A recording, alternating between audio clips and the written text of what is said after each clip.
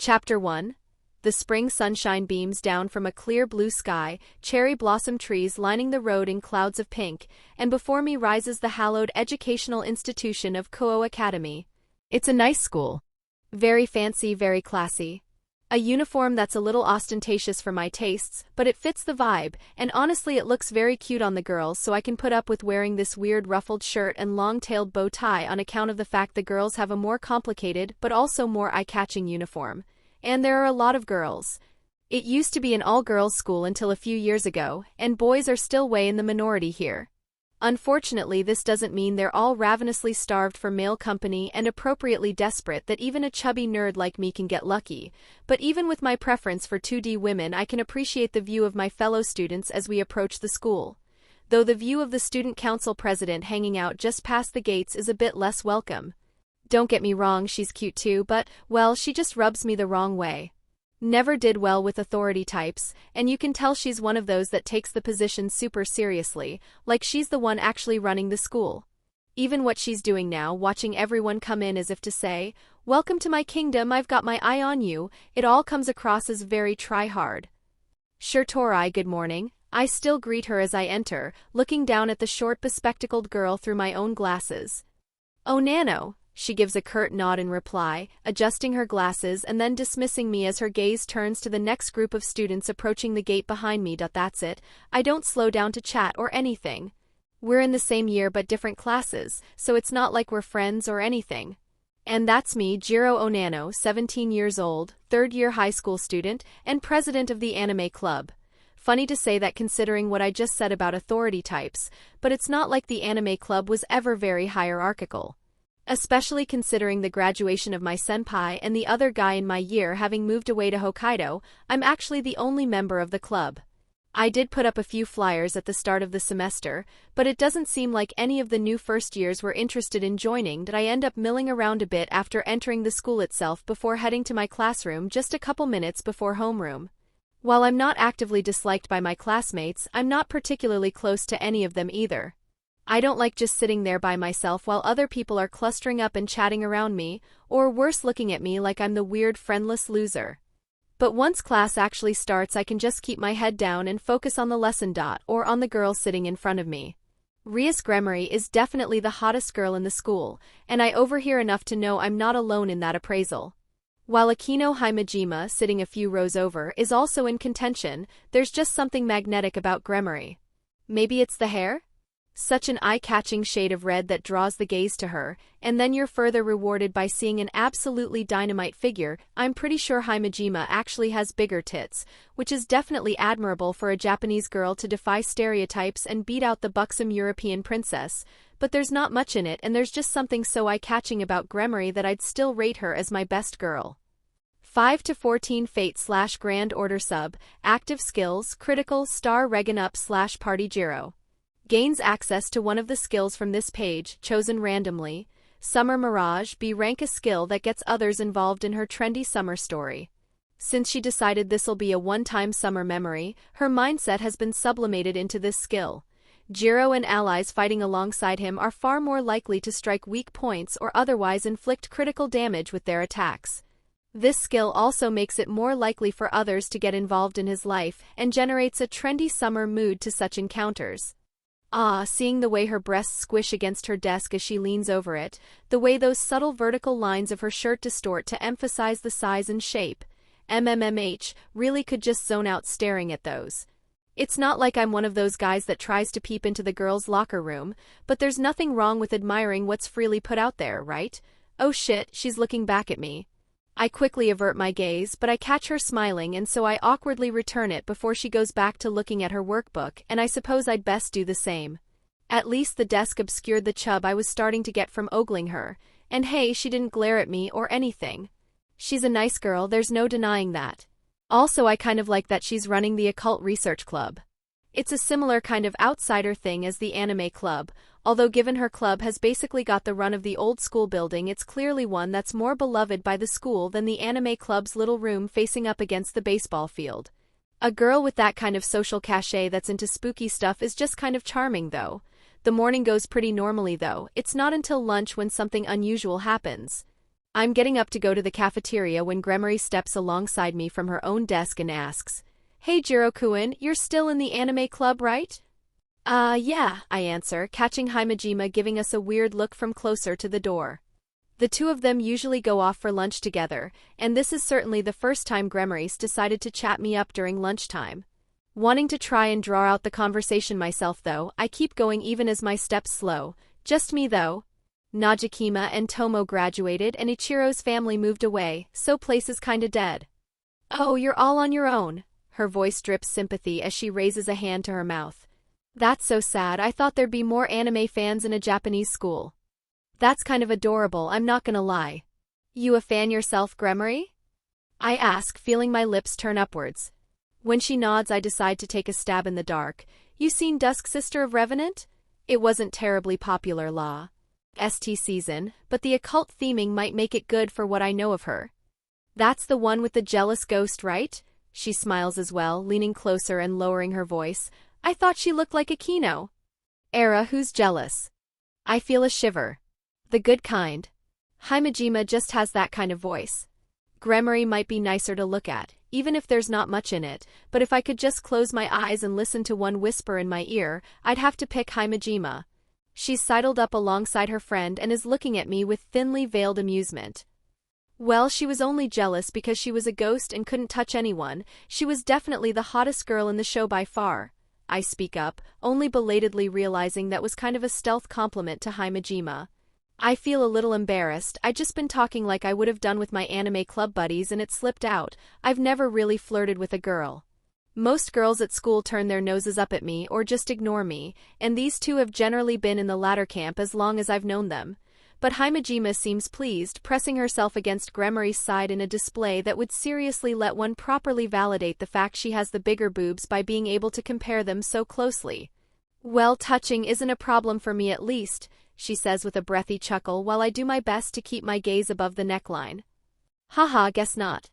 I say, not really sure what else I could say in response that would be at all appropriate. In fact, feeling a sinking sense of awkwardness, I decide it best to quickly extricate myself from the situation. Anyway, I better go before they sell out of curry bread at the cafeteria again. I give a nod, which lets me sneakily dip my gaze down to sear that squish into the memory banks before backing off and fleeing the classroom. Did I feel bad almost as soon as I'm out in the hallway? Should I have invited them to lunch? Invited myself to join them? They actually started a conversation with me, a friendly one. The two hottest girls in school at that. But hot or not, they are just teenagers like me. And Gremory likes anime like me. Maybe there's something there? I can try talking to her again sometime. Maybe if I catch her with less people around. It's something to ruminate on as I get my lunch and then go find a quiet spot outside to eat it. Delicious curry bread. It really is, they don't skimp on ingredients at the Koho cafeteria. I'll definitely miss it when I graduate. After eating and going back to class, Gremory and Himejima both smile at me before the teacher shows up and lessons start again. I also catch glares from the other few guys in the class and some of the girls. Mean looks are nothing new for me, even if they seem a bit sharper today. Jealousy? Because I had a brief and awkward conversation with two of my classmates? Well, those two are definitely put on a pedestal, even I'm a little guilty of it. But ultimately it really was just a brief conversation, with nothing else to show for it. And even those mean looks fade as people focus instead on their studies until the afternoon ends and we're dismissed to leave behind the girls on today's duty to go off to our various clubs. Which for me takes me on a winding route around the back of the new school building towards a sunken walkway facing out against the sports fields, several rooms lined up for various smaller cultural clubs. My neighbors being the literature club and the board game club on either side, it feels kind of miserable entering the club room just by myself. There's a few standees of various anime characters propped up against the walls, the projector setup we'd use to watch shows on, the desks we'd push together to sit around and discuss them, or read manga. A few shelves full of various volumes and DVDs and even ancient VHS tapes.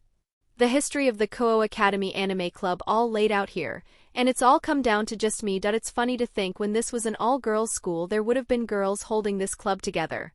Were they a bunch of rotten yaoi-loving fujoshis or just regular girls that like anime like Gremory? Naoko Watanabe had been the only girl in the club when I joined in my first year. I'd actually had a bit of a crush on her, but then she graduated and it was just a few boys and now it's just me. Yeah, it does feel lonely. I can't bring myself to put on anything to watch, and honestly if I'm just by myself it wouldn't be a bad idea to just use the quiet to get my homework done, but I decide to look for something to read. Crouching over by the shelves, I thumb over old volumes of battle shonen and shoujo romances before I notice a few are sticking out a bit from the shelf past their neighbors, and won't let themselves be pushed back in.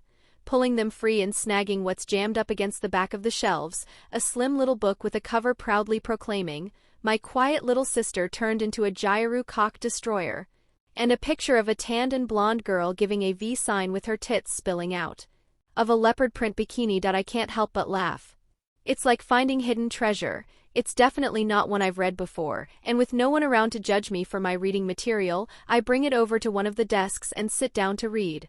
Honestly, the girl's way cute even in her quiet and good phase is shown on the first page, the art's great. And it only gets better as voyeuristic incest baiting ensues.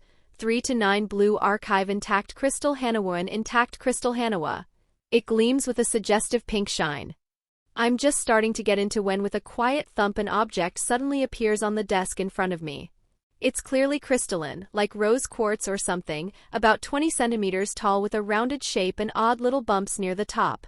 Or head since there's a face on it, as well as 2 arms sticking out on either side, one pointing up and one down.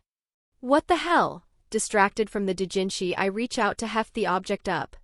Between the color and the shape it makes me think of a sex toy, although the arms would get in the way. "Excuse me, I'm coming in," a voice announces as the door opens, causing me to jerk in surprise as Tsubaki Shinra, the student council vice president, lets herself into the anime club room.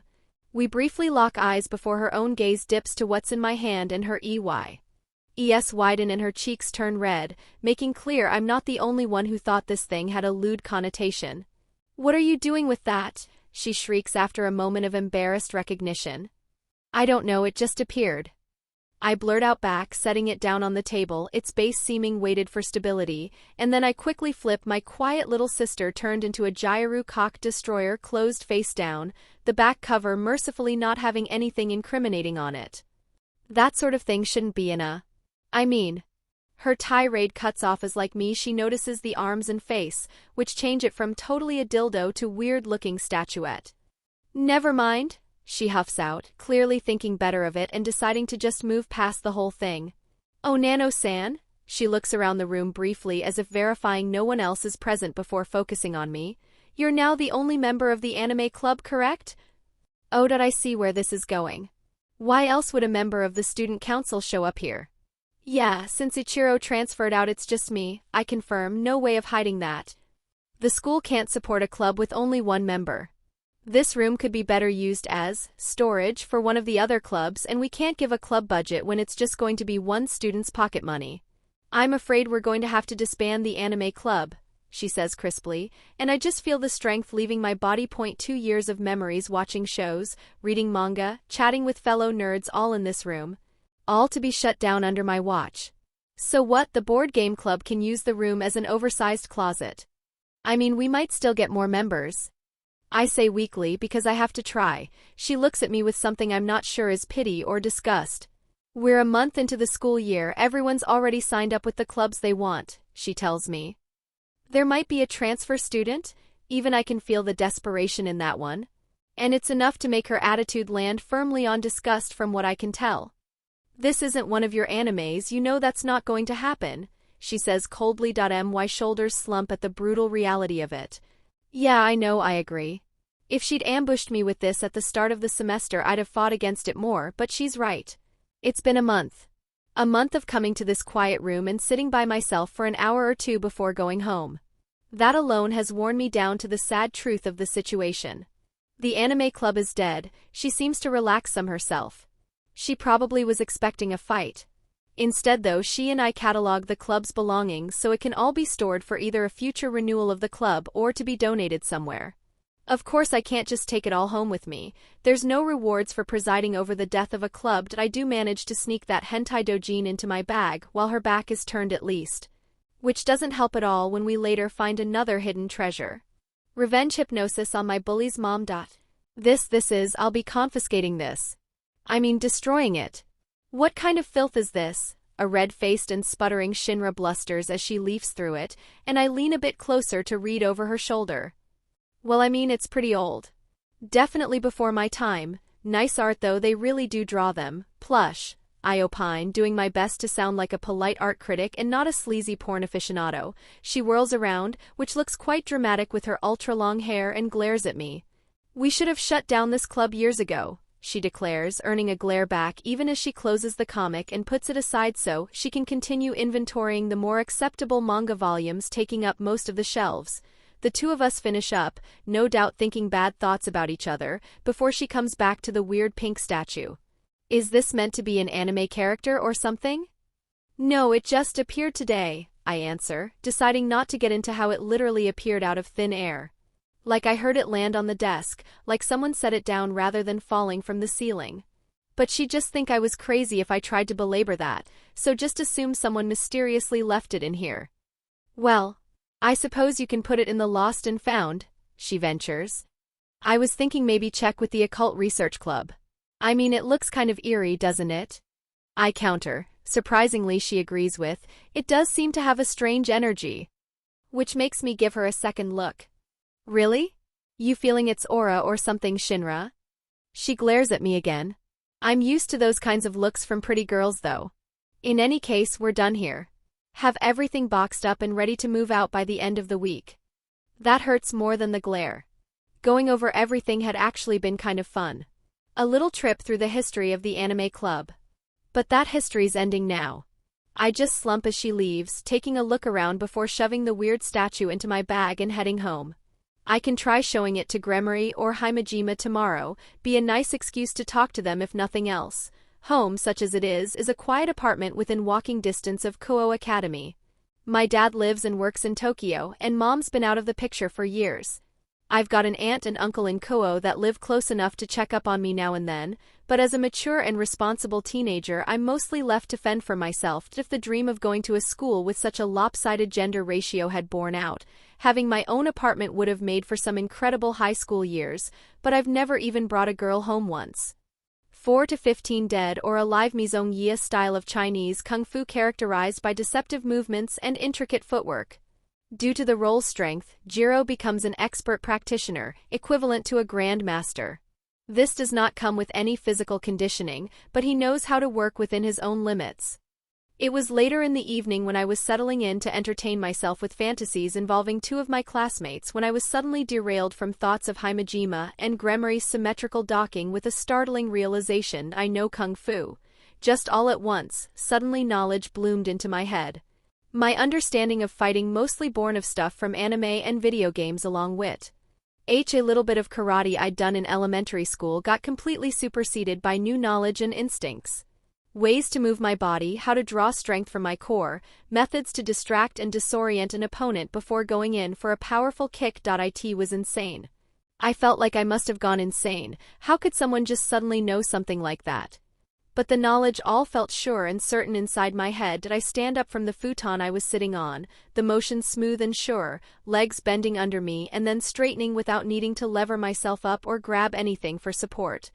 Dressed in just a pair of sweatpants and a t-shirt, I look over the apartment's tatami floor. It was only really one room with a kitchenette against the front wall, but it was big enough to move around in. I moved the table up against the wall to clear the space in the center, and even walking towards it felt different. My footsteps almost gliding, rather than my usual lumbering gait. I take a deep breath then and kick. My foot arches up high and I hold my balance on the other. There's a slight twinge in my hamstring, the tip of my toe perhaps at the height of my nose. I wasn't flexible enough to go further, but I feel like I could if I just pushed the kick that bit extra anyway, at the expense of probably straining something. Did I lower my leg?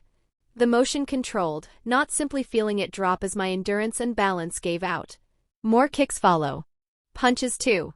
I move around the room like I'm doing a kata in a martial arts movie, shifting my stance constantly to put the best amount of force behind every blow. Everything flowing like water, the showy motions of wuxia kung fu rather than the choppy and regimented blows I remembered from those introductory karate classes. After 5 minutes though, I'm out of breath, my arms and legs already feeling sore. I might know kung fu, but my body couldn't keep up with the knowledge. How though? I ask aloud, looking at my own hands. Doughy and fat-fingered, curling into fists and then stretching out again as I stare down at them. Thinking of the other strange thing that had occurred earlier, I go and retrieve that weird statue from my bag, sitting down on the floor and staring at it as if it would offer answers, as if I might feel the strange energy Shinra had mentioned. The strange goofy-looking face on it just stares back at me emptily with no answers. Still, it had just appeared out of nowhere. And kung fu knowledge had similarly just came into my head. Out of nowhere, what was the common factor? There had to be a connection, and there was. I was starting to get excited when this thing appeared. Just like I'd been doing moments ago. Could that really be it? I'd been distracted enough with my newfound knowledge that my boner was gone, but, well, my quiet little sister turned into a Gyru cock destroyer. This is what I saved you from Shinra for. That other one surely got introduced to the nearest shredder back at school after all. And the art is certainly just as arresting as it had been when I read it earlier. Hormones are roused, blood flows, and, well, that's it. My dick's hard, but nothing supernatural has occurred. Be a waste to not use a perfectly good stiffy though, so, well, it's the privilege of an only child to get off on this kind of incestuous porn without any conflicting feelings about real-world relations. A good time was had, a tissue was soiled, and everything cleaned up neatly afterwards. Actually, my arm feels even more sore now though, that extra bit of effort after the martial arts practice, perhaps having pushed myself a little too hard, that I feel like I should try and get in shape. It's an urge that arises now and then, usually when there's a fun sports anime airing, though I always lapse back into sedentary habits. But it would be a waste when I actually can fight. And, well, lots of other anime has taught me that when someone starts awakening mysterious powers, danger and battle quickly enter their life. Is that what's going to happen to me? Questions for tomorrow. For now, I settle myself into my futon to sleep. 2 to 15 Bible Black Kaori Siki, a black magic enthusiast with a talent for fortune-telling. This version of Siki has not yet experienced the events of Bible Black, but owing to the high power role, her magical abilities are well developed. Despite not having been corrupted by Kidami, her morals are still dubious. And I wake up, feeling a weight pressing down on me, hearing a feminine noise of confusion as my eyes blearily open and find themselves met with a pair of violet eyes staring back down at me, a curtain of blonde falling down past my cheeks, and my morning wood digging up against softly giving thigh meat. It seems my call to adventure has arrived. Chapter 2. My call to adventure was a hot girl, how lucky. She also had a name, Kaori Siki. And she was surprisingly chill about suddenly appearing atop a fat guy in his bed. Or futon, as the case may be. A summoning spell? But you can't be the one who did it. She gives me a dubious look from where she sits on her knees across from me. I'd be offended at the slight on my mystical summoning skills, but it's entirely reasonable, and I was literally asleep when it happened. I can't remember what I was dreaming of, but it must have been something nice too. The boner hasn't quite gone away, as I sit with a hunched posture to try and obscure it nonetheless underneath my pajama pants. She hadn't commented about feeling anything during those awkward moments before we'd both situated ourselves, but, well damn. She's hot. Wearing a sleeveless white top and a short black skirt with thigh highs, she hadn't taken off her shoes, but I was inclined to forgive someone that when they've just been teleported into a stranger's home. It was all very tight on her and showing off an incredible figure. Well, not deliberately, I answer her, but weird stuff's been happening since yesterday. At her inquisitive look I go on, that weird statue just appeared out of nowhere next to me as well. I point towards the weird. I'm just gonna call it the dildo statue, okay? I point at the dildo statue. Siki looks over and takes it better than Shinra did, though her eyes narrow. It seems to have a strange energy. She murmurs, crawling over to grab it, turning it around in her grasp. Shinra said the same thing. Honestly, I can see it. The thing just feels weird, and I'd think that even if it hadn't manifested out of thin air in front of me. And it's not just objects or people. Suddenly last night I knew Kung Fu. Like the knowledge just came into my head. I might feel too afraid of sounding crazy to tell this to most people, but given I'd apparently summoned Siki, she wasn't really in a position to disbelieve me. Magic doesn't just happen randomly, she says in a severe tone, turning to glare at me as she puts the dildo statue down. It's the product of ritual and process. Either someone's casting a spell on you, or you're unwittingly performing an act of significance. What do you remember each time it happened? There must be a common thread. If this was yesterday, I'd make some stupid comment like, "What, you actually believe in magic?" but it's today and I'm very grateful she's taking it seriously and coming at it from a sensible perspective rather than just floundering. On the other hand, it's kind of embarrassing. Well, yeah, I'd already noticed there was a common thread. I say, looking out the window at the dawn sunshine over Kuo and scratching my cheek. Well? You're not going to leave me in suspense, are you?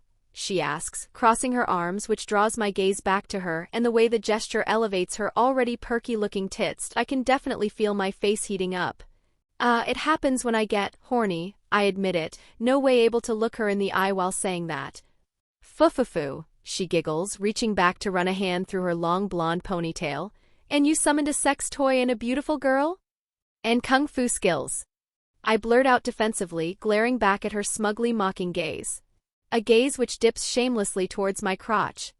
Are you horny now, Jiro-kun? She asks in a voice that makes me shiver. I hold my knees together and plant my palms atop them, doing my best to hide the damning bulge in my pants.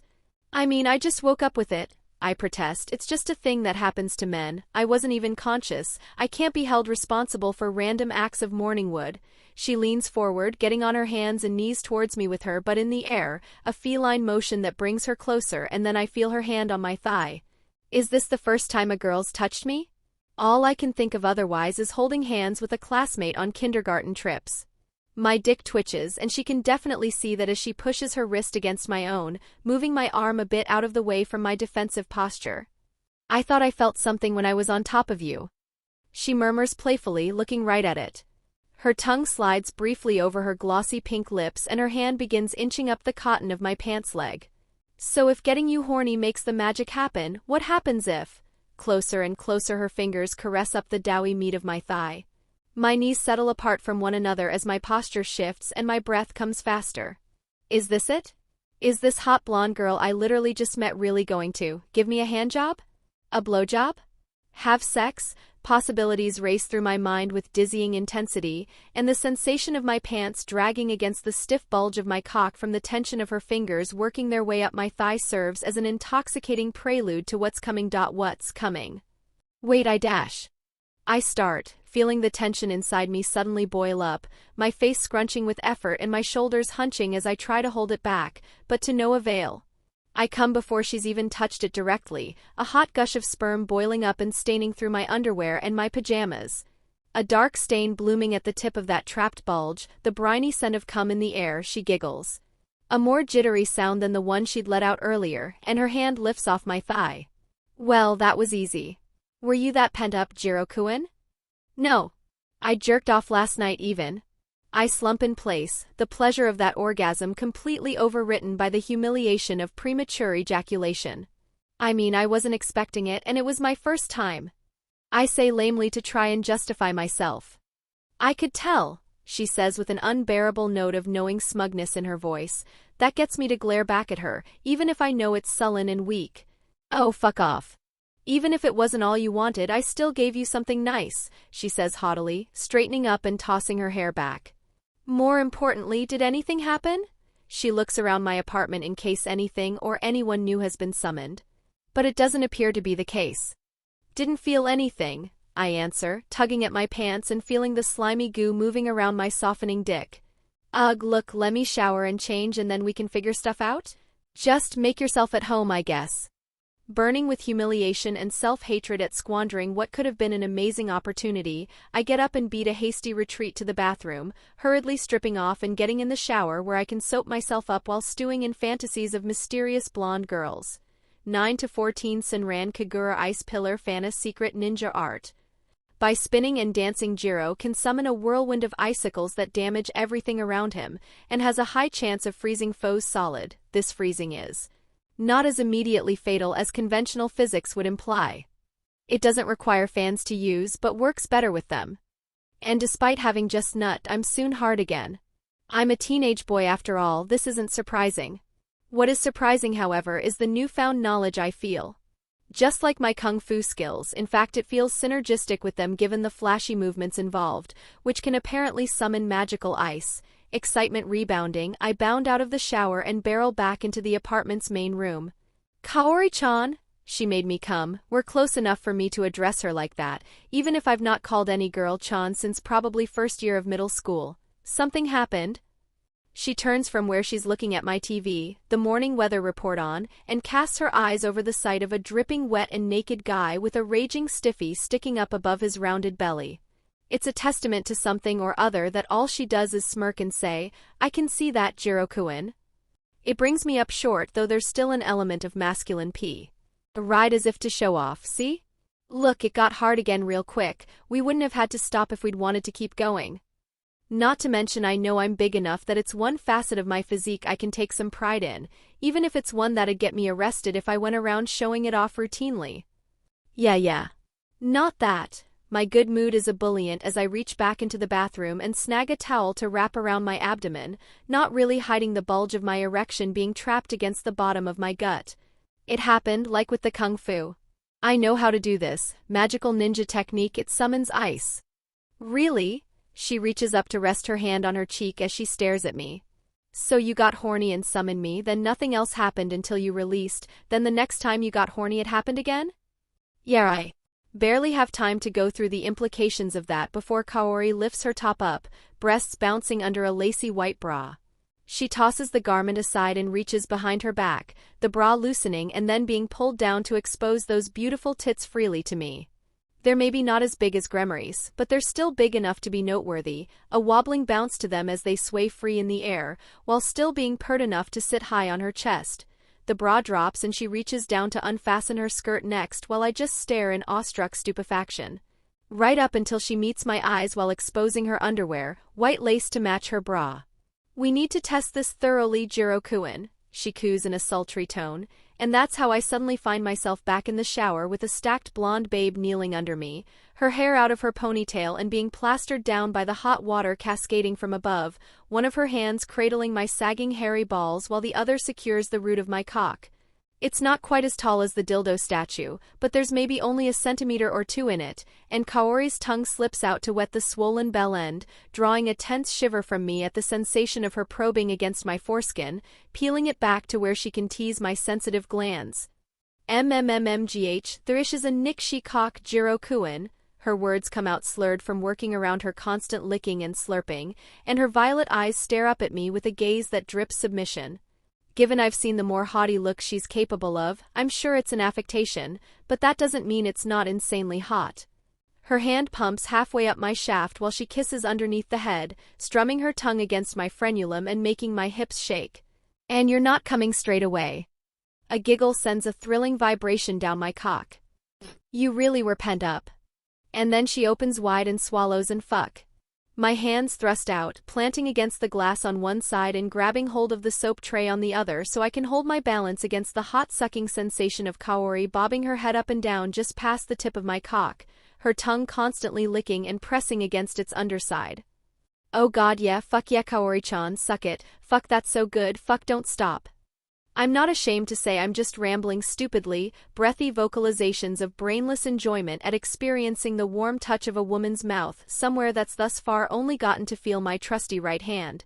It doesn't have the same harried urgency and death grip of habitual masturbation, so in one strange sense it's kind of less intense, but in every other regard it's utterly mind-blowing. The way she looks up past the pale curve of my belly to stare at me with seeming adoration, the neediness conveyed in her hungry sucking, the fact that every stimulus and sensation is something novel and outside my control. Blowjobs are the best. "Fua!" She comes off with a wet-sounding gasp, her hands still busy, massaging my nutsack and pumping my cock with it aimed right at her beautiful face. "You're really enjoying it, aren't you, Jiro-kun?" she teases, and I feel her hand drop away from my balls, the sight mostly obscured by her body, but still the direction of her arm makes clear she's reaching down between her own legs. "So am I," she confesses, shivering as her fingers surely push inside that pristine hairless pussy of hers I'd seen before she got down on her knees for me. Puckering up, she kisses my tip and then nuzzles her cheek against it, dark brownish-purple flesh nudging into her pale skin. "I really want to see you come again though, Jiro-kun. Don't worry about anything else, just give me your cum, okay?" she begs sweetly before my cock once more finds itself within the hot and steamy cavern of her mouth. But it's a far cry from the girl who giggled at me when I nut in my pants from her teasing, and regardless of sincerity I certainly appreciate it. "I'm gonna, Kaori-chan. You're gonna make me come so hard, just don't stop," I beg in turn, my hips pushing forward with jittery spastic motions, but there's no real drive behind it. I'm letting her take control and just basking in the slick pleasurable sensation of my first blowjob. Dizzily, a realization strikes me. I haven't even kissed a girl. We've just skipped a bunch of steps. Will Kaori want to make out later? She's clearly just doing this to make me come, all in the spirit of scientific discovery, but how can you not feel intimacy with someone when doing something like this? Either way, I'm soon feeling a familiar shiver coursing through me, and Kaori must feel it too as she detaches her lips from my cock with a satisfyingly wet pop before she directs me down towards her chest. Come for me, Jiro-kun, she encourages, hand still stroking me off with a slippery girlish grip so different from my own hand, dragging out the conclusion that has me shooting rope all across those big tits of hers. I grunt and groan, staggering in place as successive blasts of glistening white splatter across her chest, Kaori even lifting herself up a bit to wipe the last dribbling dregs of nut onto her skin. The water pouring down from the shower loosens the sticky grip of jizz on her skin, causing globs to come apart and pour down her curves to dribble onto the floor and whine towards the drain. But she straightens up and stands just out of the spray to keep some of the glaze intact while she smiles at me. That's two. So if you get horny again, yeah. Probably. I say dazedly, this orgasm. Feeling so much more profound than the earlier unsatisfyingly premature one. She'd really milked me, and the proof was there glistening on her tits that I could only stare dopily at. What size were they? Like D cup? E? I've no real clue how to judge, but they're definitely past average and into big. You like my breasts, don't you, Jiro-kun? She murmurs, and I can't help but notice she says my name a lot. Like when you're speaking to someone, you don't address them directly by name that much. Although it definitely felt nice hearing her say it when she was blowing me, and it still feels nice too, hearing Jiro-kun in that sexy breathy voice. Certainly a change from girls scornfully calling me fatty or otaku or whatever. She definitely knows what she's doing, and I've barely uttered a reply before she's cupping up her tits, fingers sinking in to highlight how soft they are, smearing some of my cum underneath her grip. You like them so much you made this kind of mess of me. It's a good thing we're already in the shower, we can get as dirty as we like, Jiro-kun. There it is again, and then she steps forward, smushing those wonderfully buoyant melons against my own flabby manboobs, her arms encircling my body, and instinctively I do the same. Though I settle my grip low, and she's got a nice ass. Hadn't been paying attention up until now, but there's plenty to spread my grip around and squeeze, drawing a soft squeal from Kaori, her body molding itself even more firmly against mine. I wonder what the delay is, I can tell you're horny now after all, she chuckles, her lips close to mine, the feel of her breath gusting against my skin as she bounces lightly on her heels, constantly shifting the way her body feels against mine, constantly emphasizing the curves of her femininity. And then I shiver as she adjusts a hand from going around my back to reaching down between us, cradling my tender feeling and softening dick. But this part is the key, I think. Thinking of every instance that's occurred, she's not wrong. Yeah, it's when I start to get hard that it happens, I agree, massaging and kneading her buttocks under my grip as we indulge in skinship under the steaming hot water raining down from the shower above us. So get hard for me, Jiro-kun, she presses, making me shiver as her grip tightens on my tool. I want to see the magic happen. My own hands tighten on her ass in reply, and I grumble out, I thought we were having a moment. We are, she counters shamelessly, lifting her leg up to rub her inner thigh against my own leg. A moment with a beautiful girl you summoned, who rewarded you with her body. And when you get hard, I'll reward you even more, unless you summon another girl, and wouldn't that be interesting? You're a virgin, Jiro-kun, and your first time could be a threesome. Imagine that. Okay, she's right that I'm a virgin, but she doesn't need to say it. Although she's certainly putting an image in my mind. More than a blowjob, she's willing to go all the way. And what if another girl does appear? Realistically, she'd probably freak out. Even Kaori was a bit discombobulated when she first arrived. But memories of Gremory and Himajima's closeness at school and that boob squish from yesterday do make fantasies of threesomes come easily. 10 to 6 time an inferior good-natured type of demon. Kaori Siki becomes a fairy. This has the benefit of strengthening her magic, allowing her to fly, becoming extremely physically resilient, and able to outright reform herself even if killed, and she can bond with a human in a manner that strengthens both of them. The downside is she becomes 15 centimeters tall. Part of me grows in response, but at the same time Kaori shrinks. She barely has time to gasp in surprise before, instead of cupping two juicy ass cheeks, I'm instead having her sit on my palm like a doll, everything about her shrunk down to miniature. With the addition of 4 gauzy translucent wings sticking out of her back. I raise my hand to look at her better. It's all her, everything's there and proportionate. Those tits still look big and impressive jutting out on her chest, but I'll never be able to squish them in my hands.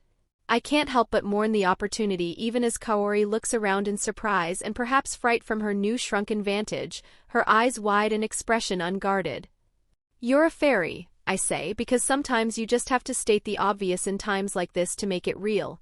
She twists her head to look over her shoulder, seeing her wings, which flutter, and then with a jerky movement she lifts up out of my hand to float in the air, bobbing out of the descending stream from the shower above. I'm a fairy, she repeats in a dumbstruck tone. I can fly, this is. I never expected. As composed and confident as she normally seems, for now the girl is quite flabbergasted. The view remains nice, even in miniature. In fact, even in miniature, well, I've got an imagination, I can still think of ways we can have fun. Hey, let me check something. I reach up and grab hold of her, forefinger and thumb pinching around her waist, and then I pull her down as she lets out a dizzy yelp. Oh man. My dick's bigger than her. The little bumps of her breasts pressing against the underside, her slender arms instinctively reaching out for something to grab onto and hugging herself around the shaft as her feet cycle uselessly below her. Jiro-kun, you're a beast, she cries, but I can tell she's not really mad. Come on Kaori-chan, you wanted me hard, you wanted my cum, don't tell me it's too big a task for you now. I taunt merrily. I may be having a bit too much fun, but there are times when all you can do is laugh, right? And hey, it seems to distract her from freaking out over her new state of being, as she's instead given a task to focus on. Her legs hook up to cross themselves just above the base of my dick, and she drags her body against me with a combination of pulling on her arms and fluttering her wings, now secure enough in position that I can let go of her waist and just enjoy myself. In all honesty, it's not as good as her blowjob was. But to be fair, she's clearly having to figure this out for the first time, while there's no way that was her first time going down on a guy. Heaving her whole body against my dick, hugging and squeezing it, she's kissing it too, the sensation of her tiny lips smooching against the veiny skin feeling a bit tickle-ish really. And when her shrunken hands grab and pull at my foreskin, I let out a grunt of discomfort, which she fortunately picks up on and adjusts her approach to instead more lightly massage and tug on that looser skin while she gives me a full body job. Seeing her beautiful curvy little body clinging to my dick, writhing and gyrating, while letting out cute moans and gasps from her effort, it's definitely something to bask in. Her eyes briefly meet mine over the top of my bell end and she coos out, "It's so big, Jiro-kun. You'd break me in two," before she bends herself around to plant a lewd slurping kiss on my urethra, her agile little tongue pushing inside just a bit, which makes me shudder as if the empowering dirty talk wasn't enough. Wanting do more myself, even if the logistics involved with our size differential make it problematic, I reach down towards her again, pressing my finger against one of her ass cheeks and feeling just a little bit of give compared to the plush cushion I was enjoyably fondling just a couple minutes ago. It's still nice though. I'm still intimately touching a hot girl. And she's not complaining about it, what with her mouth being thoroughly occupied slobbering down the tip of my dick, the frenulum stretching to the foreskin, getting to feel her breasts rubbing all against it.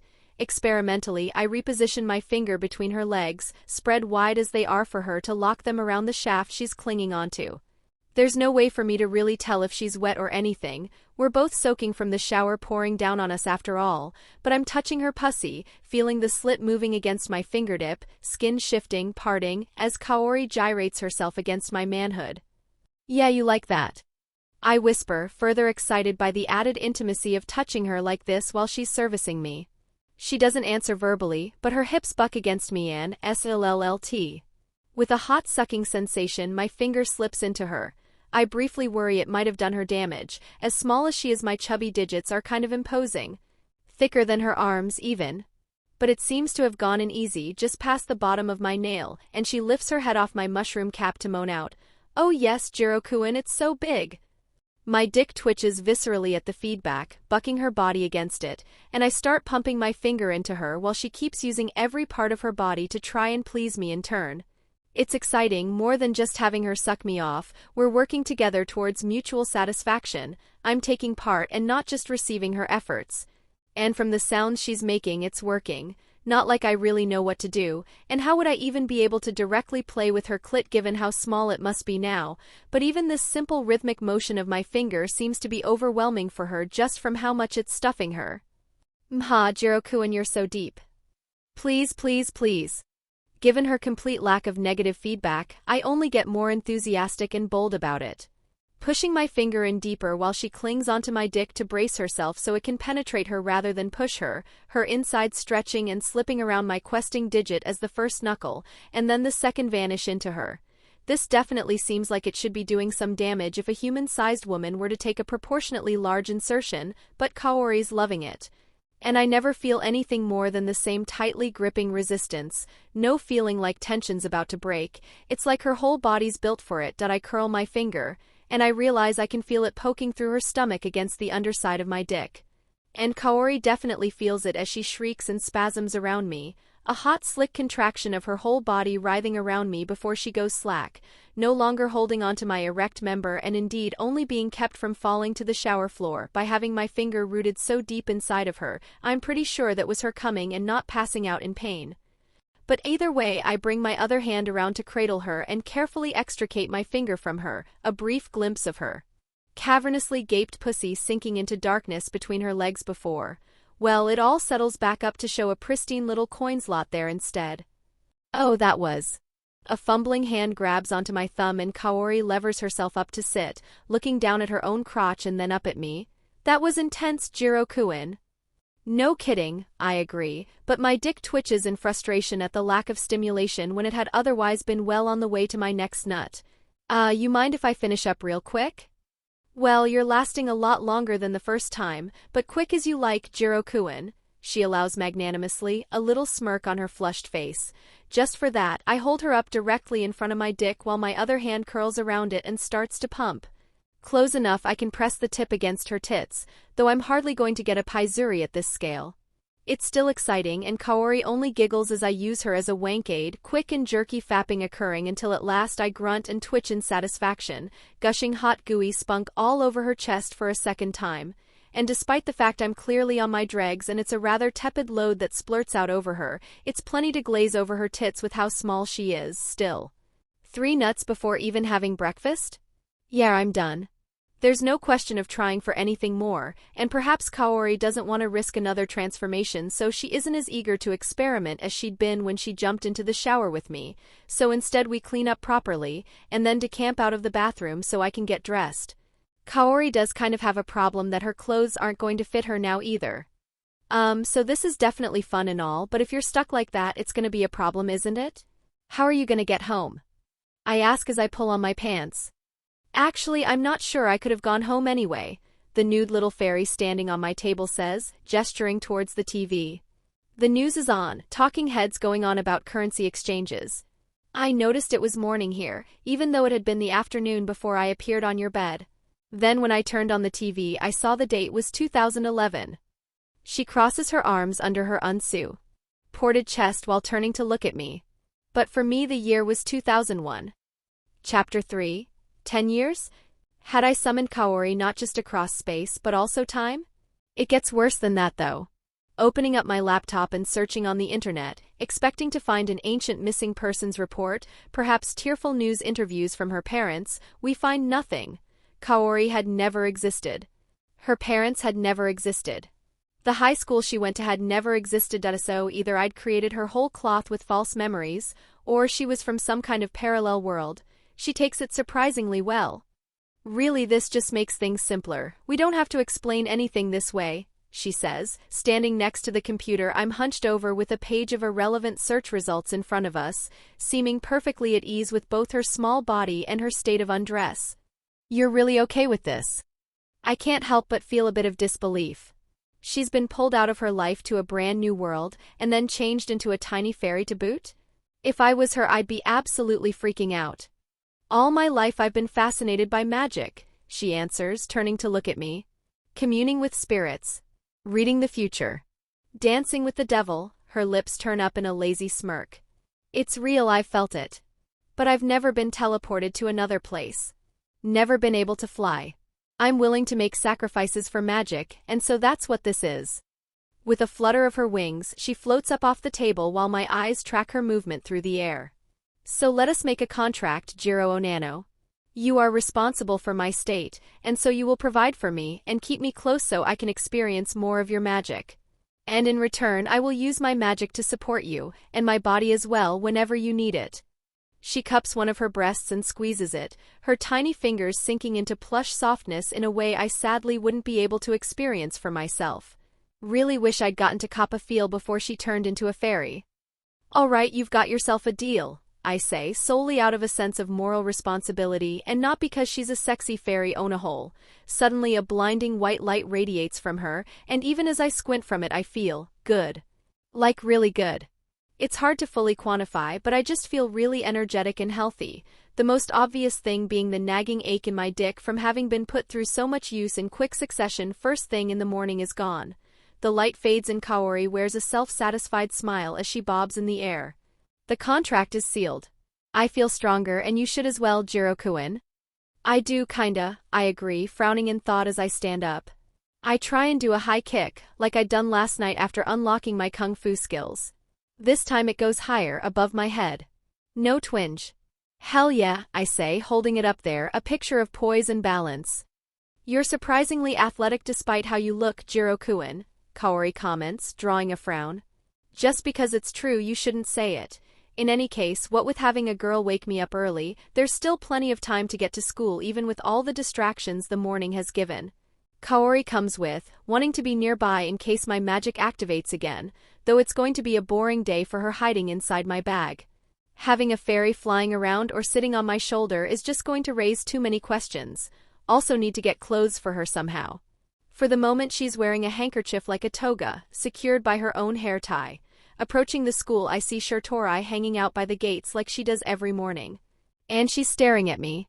She normally looks just to give me some recognition, like I'm one of her subjects, and I'll say hello without actually stopping to chat, but her scrutiny feels far more pointed than usual. Can she tell? Am I walking with a different stance, showing the confidence of a boy who's become a man? I mean, okay, I'm still a virgin, but I went pretty fucking far with Kaori this morning.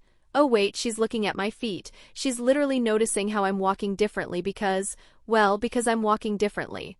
With natural poise as if ready to kick or dodge or do something acrobatic and cool with my new kung fu skills at any moment. Well, it's too late to stop now. As I cross the gates I give her my customary nod and say, "Morning, Shirtorai." Onano. She says it differently. Not merely recognizing and dismissing me in 3 economical syllables. No, there's a note of command in her voice, bidding me to stop. Which I do, halting and looking expectantly down at her. You look like you've experienced something strange, she continues once she has my full attention, adjusting her glasses and looking at me with gleaming violet eyes. Same color as Kaori, I can't help but think as we awkwardly hold gazes.